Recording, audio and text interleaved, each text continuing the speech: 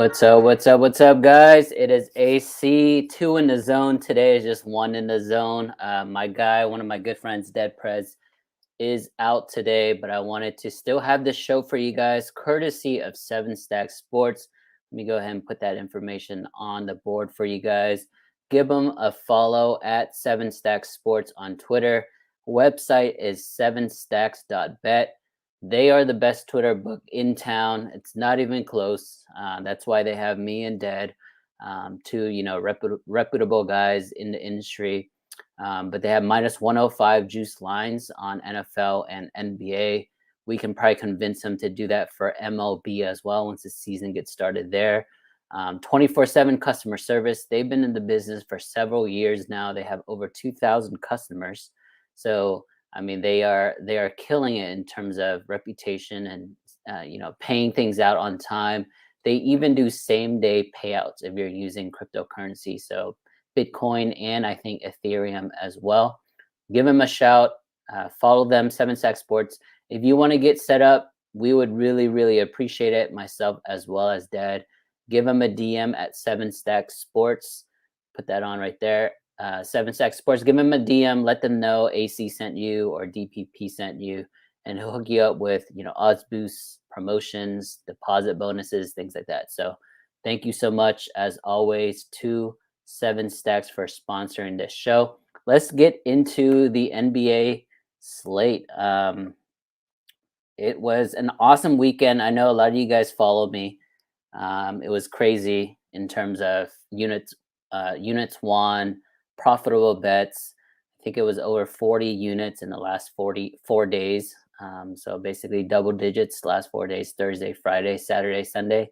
And basketball was doing us pretty well. I'll go through Friday's slate really quick. Big game there was Suns Celtics. Celtics won at home 123-108 there. Impressive win. Jaylen Brown has been balling out of his mind. He just had 50 last night in an overtime game for the Celtics. Mavericks without Luka were rolling. They bring back Luka last night. It was a -9 spread that ended up pushing that. So Luka's back for the Mavs. They play again tonight, and we'll touch on that in a little bit. A couple other games on Friday. I love fading the Knicks. As you guys know, the Thunder won on the at home 95-80. They were dogs for some reason. Without Julius Randle, the Knicks should never be backed. So by default, if the Knicks are playing that night, I like to see who they're playing, and if I could fade them, that's an opportunity there. All right, moving for Saturday here. Big game here was Bulls Wizards. It was another DeMar DeRozan fourth quarter heroics and game winner by DeMar DeRozan, 120-119. It was a three-pointer in the corner. Great defense, just an unbelievable shot over Bradley Beal. Another big game here was Clippers Nets. Clippers got the win on the road. Kyrie is returning this week on Wednesday. But this was Saturday night, and Clippers just took care of business there. I was on the Jazz Saturday night. I thought it was a good spot for them at home, getting Donovan Mitchell back. The Warriors without Draymond Green, but they took care of business. The Jazz actually came up or got up late in the third quarter by 8 points. So they were headed into the fourth quarter with the lead and just blew it. There. The Warriors are just an elite team. It's hard to fade a team like that. They're similar to the Suns, similar to, I guess it's just those two, right? Those two and the Cavs, really. But we'll get to the Cavs later. They had a major injury a few days ago that I think is going to wreck their season. And then last night, we have Celtics, aforementioned Boston with the 50-pointer by Jaylen Brown. Cavs won by 4. The Pacers actually covered this.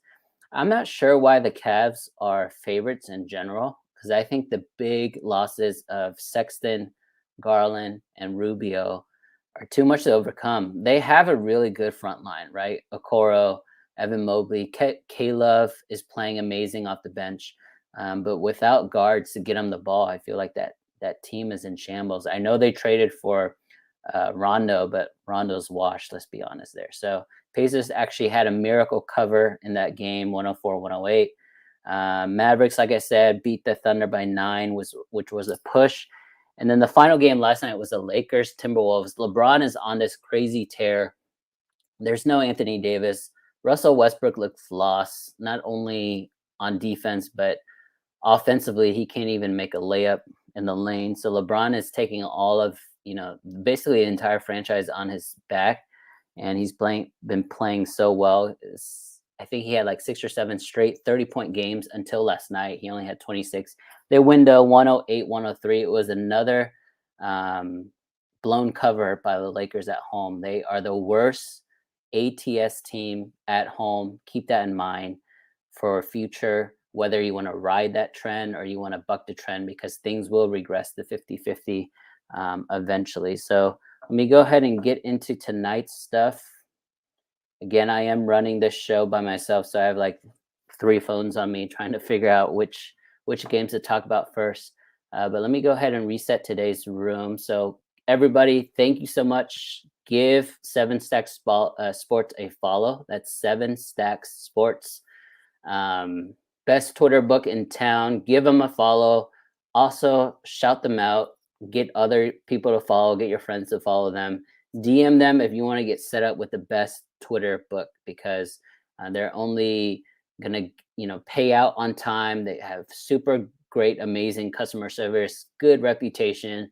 They've taken care of myself and Dead now for several months. So please give them a DM, set up, and then let them know that either myself or Dead Press sent you. All right, let's get into tonight's slate. Let's see here. NBA slate for tonight. There are 1, 2, 3, 4, 5, 6, 7, 8, 9, 10 games, full slate. Starts at 6 p.m. Central. The late game is going to be in LA, Clippers and Timberwolves. Anthony Edwards is back for that. But we'll go through these games one by one. Again, we do this show every Monday, Wednesday, Friday. It's usually myself, my good friend Dead Prez picks, but he is out today. Hopefully he comes back Wednesday with a vengeance. But today is just me. We do it every Monday, Wednesday, Friday. We talk about the previous NBA night slate, and then we preview tonight's slate. We're going to get into that today. We have a few comments. We are live. We're live on Twitter, YouTube, and Twitch. So we get a lot of comments that way. But let's see. The first one says Utah, Golden State, Atlanta tonight. Any thoughts? So I'll go ahead and talk through those 3 games first. Utah game. So Utah is playing the New Orleans Pelicans.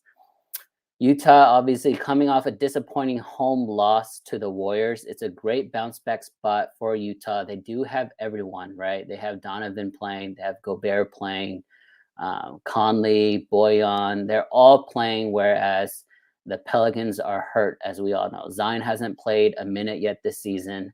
Satoransky is out for them. Nickeil Alexander-Walker is back from COVID. But Ingram is still questionable with his Achilles. I think he is going to be out anyways. So it's a great bounce back spot for the Utah Jazz.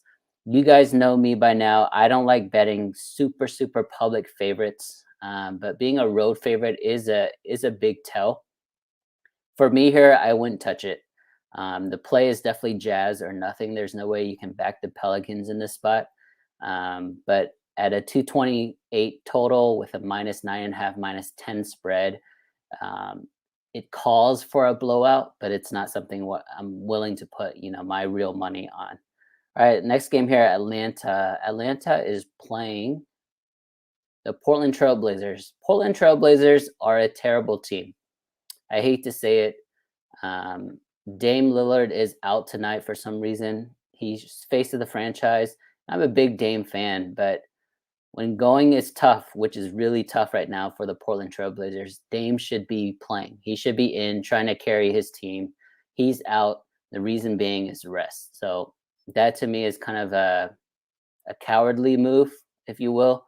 I think he wants out of Portland. I think everybody knows that. So he's just going to be out, I guess, until he's out of Portland. But the play here has to be Atlanta. Portland at home. The whole splits home and away with Portland is not reality anymore.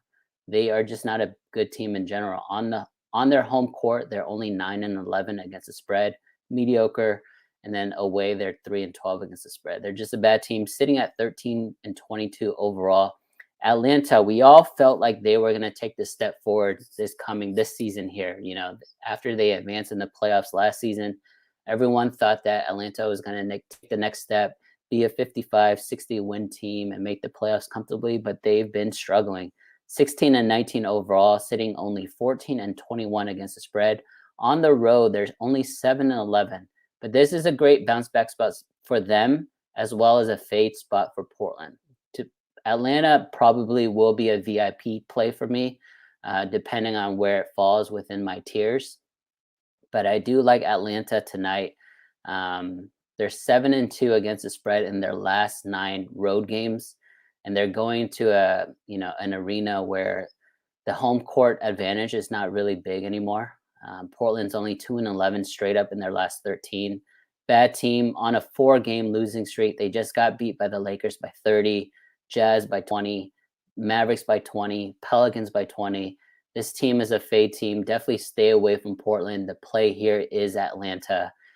So give me Atlanta here. And then the last one that Ali wanted to talk about was Golden State. So Golden State, awesome win the other night in Utah. They are hosting the Miami Heat.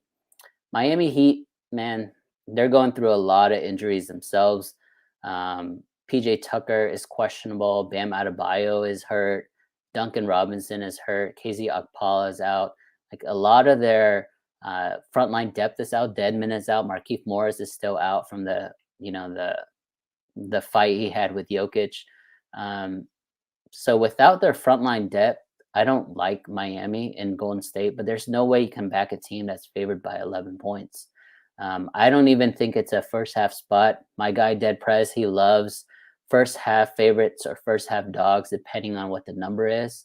I'm sure if he was on this show today, he would have said Warriors first half.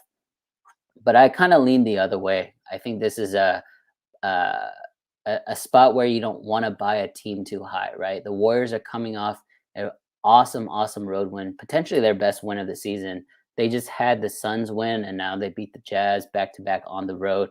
So everyone's going to be pounding them. So there's no way I'm going to back a team that public. Give me the Miami Heat if I had to choose a side. I do lean the over as well. The thing with the Warriors here is even if the spot calls for an under read, their bench players don't really have a big drop off with their starters. I know that's weird to say because Steph Curry is probably the front runner for MVP right now, but if you put in the rest of their bench guys as a whole, their offensive ratings barely drop off. And I think that's what makes the Warriors so elite is their depth. And it's not even individual depth, but it's the system that Steve Kerr runs, the amount of threes that they take up, and they're just awesome when it comes to percentages at the free throw line. So the Warriors are always going to be an over team, even if they're playing a slower defensive-minded team like the Heat. So I like the over in tonight's game. Those are 3 of the games that Ali wanted me to talk about. Let me get into the rest here. So Rockets and 76ers, one of the biggest spreads of the night. Sixers are favored by 14 in Philadelphia.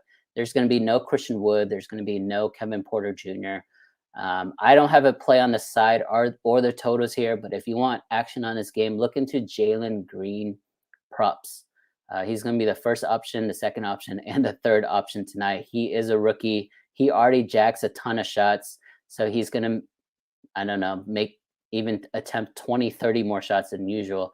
There's Eric Gordon is questionable as well. You know, he usually gets into the share of shooting of shots attempts, but without Eric Gordon and Christian Wood, it's definitely going to be a Jalen Green type night. If your book allows you to do props that are just first quarter or first half, look into that.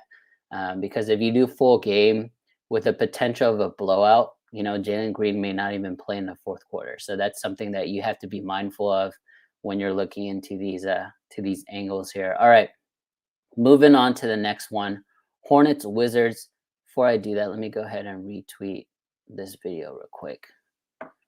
Give me a second, guys. I'm running today's show solo. All right, retweeted here on my end. All right, next show here, Hornets Wizards. Wizards, you know, heartbreaking loss against DeMar DeRozan and the Bulls last time out. They're still at home. I like this Wizards team, to be honest, to bounce back.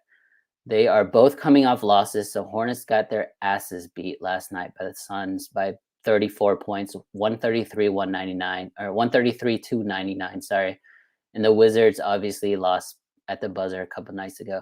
But this is a Hornets team that's on a night of a back-to-back. They do have to travel. Um, so it's a tough spot for them, in my opinion. Still no PJ Washington. Miles Bridges is back today, I think, so that's going to be much needed help on that front line. And the Wizards are tough just because half their team is in COVID protocols right now. Trez, Dinwiddie, Wanamaker, Rui, Aaron Holiday, Thomas Bryant. But with Kuzma, who's been playing lights out offensively, and he's really, really improved on the defensive end. Bradley Beal still one of the best scorers in the game. Denny Avdija, always overlooked, but a solid guy. I think Davis Bertans is back as well. So they do have some depth. They do have some shooting. I kind of like Wizards on a money line here. It's probably minus 115 depending on the book. Check out Seven Stacks books. Probably he has it at a lower number because his books are actually really, really sharp. So definitely check out his site if you want to look at this game. But I lean the Wizards money line here, and I always lean the over when it comes to Wizards games. And now the Hornets games, who just play super fast. They run out of made baskets. So there's no way to stop that team or slow that team down. So I do like the over in that game. Moving on to the next game. This could be a game of the night here. So with the Grizzlies traveling to Brooklyn. Brooklyn is actually, their individual guys are actually playing pretty well. James Harden is getting triple doubles again. Kevin Durant is always Kevin Durant. LaMarcus should be coming back soon. They still are missing Joe Harris, who I feel like nobody's really talking about because he does spread the floor really, really wide for that team. So Joe Harris's injury is big for them. So I like how this Nets team is playing, and they're getting Kyrie back on Wednesday. Again, he is only a part-time player, so only when they're on the road in states that don't require vaccinations. So that's the only time he's going to play. It's not a fantasy pickup, if that's what you're thinking. He's not a props guy as well. So, and then you look on the other side here. Grizzlies are going through a lot of COVID issues as well, just like as any team. But with a team that is somewhat mediocre like them, injuries mean a lot more, right? They lean so much on their depth, especially in the beginning of the season. They're sitting at 23-14, one of the best teams in the West. But if you take that depth away, they're not that good. They are riding high right now. They've won 4 straight. They just beat San Antonio a few nights ago, 118-105.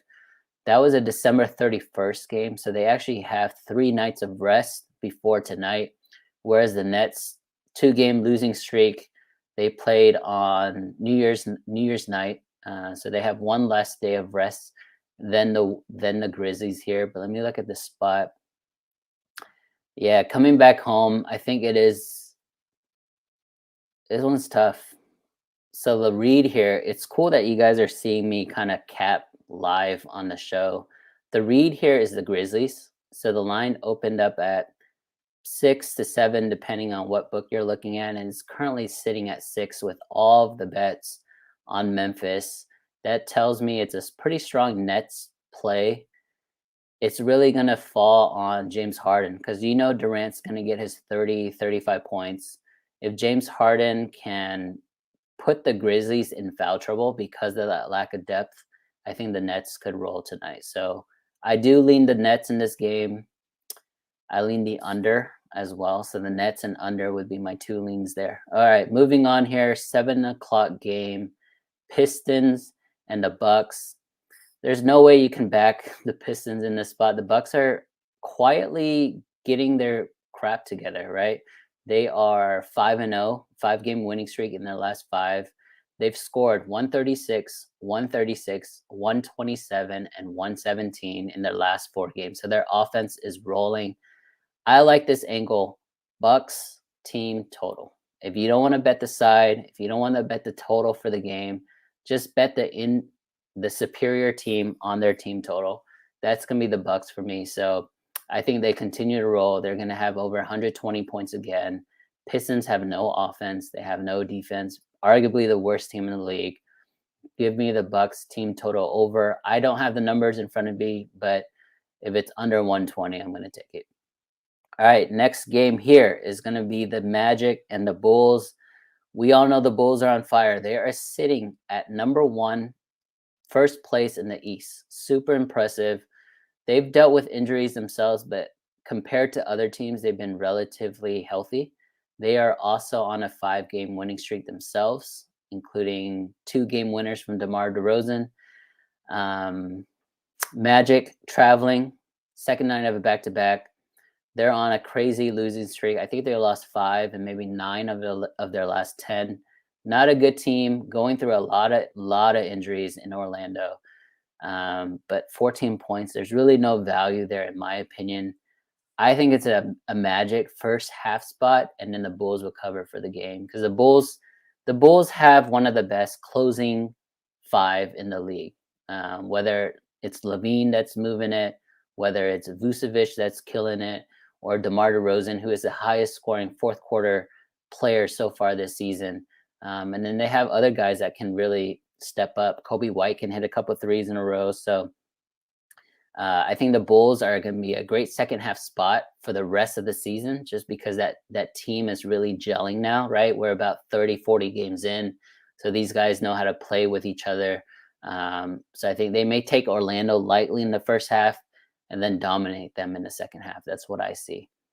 Okay, for this game here, we have Denver and the Dallas Mavericks. My team, the Mavs.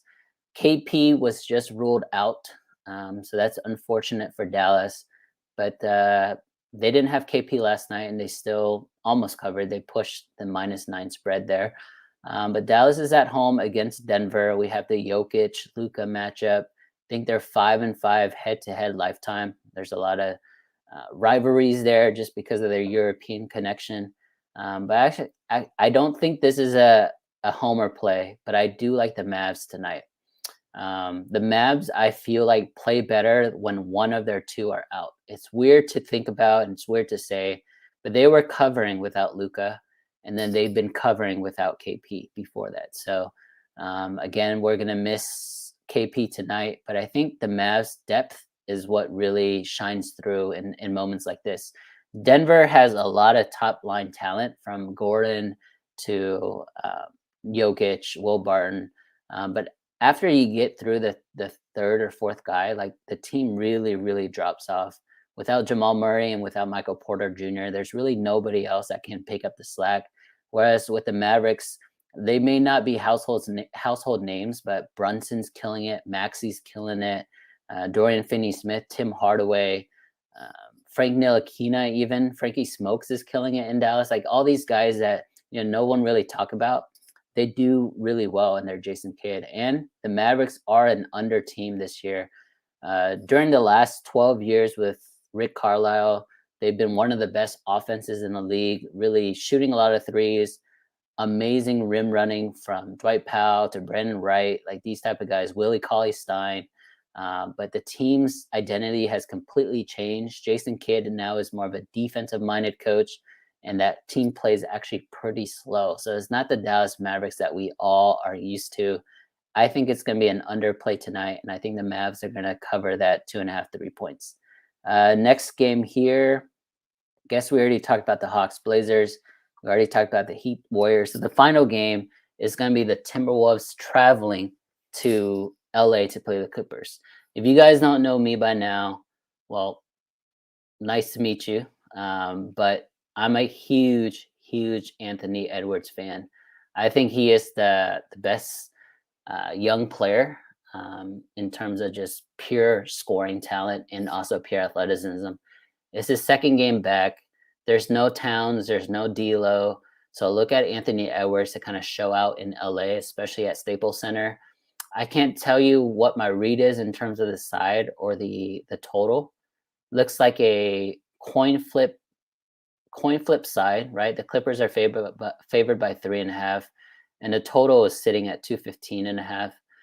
But I love Anthony Edwards props tonight. So if you want action on this game, just like the Houston Rockets game with Jalen Green props, I love Anthony Edwards props tonight. So points or 3-pointers made or points plus rebounds plus assists, something like that, I think Edwards will have a really big night tonight. So those are some of the big games for tonight. Let's see if I've missed anything. Rockets, Sixers, Hornets, Wizards, Grizzlies, Nets, Pistons, Bucks, Magic, Bulls, Jazz, Pelicans, Nuggets, Mavs, Hawks, Blazers, Heat, Warriors, and then the final game is the T-Wolves, Clippers. I think I've gone through everything. Let me go ahead and see if there's any questions here on the live. All right, we have Rico VR. He says Rozier. I actually haven't really been following Scary Terry's season, to be honest. So he's on the road tonight against the Wizards. Let me look at his numbers here. Yeah, if he's playing in a game that's so high scoring, maybe look into his props as well. That's a good angle. This guy says DeRozan with a fire. Yep, best. I think it's Steph as number one in terms of MVP, and DeRozan should be number two. I'm actually curious, so let me see if those numbers are out right now. I could take a look for you guys. A couple other messages here. -14 is a big number. -14 is a big number. I'm assuming that is related to the Bulls game. That is a big number. Like I said, I like Magic first half in that game and Bulls to cover in the second half. I'm on the sports book here. Let me see if there's any futures regarding awards. All right, MVP, Steph Curry is +120. KD is +240. Giannis +750. They're never going to give it to Giannis, guys, so don't bet that. Jokic, they're never going to give Jokic back-to-back MVP, so don't bet that either. +1600. DeMar DeRozan is fifth at +2800. At 28-1 odds for DeMar DeRozan for the number one team in the Eastern Conference. Jump on that right now. That is amazing value. 28-1 odds.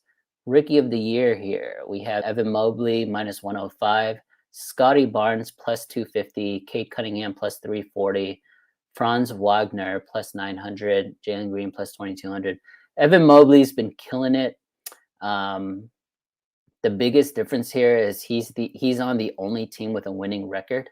So -105 is, I think it's justified, but I don't think there's any value there if you're going to bet him at this point. It's just way too late.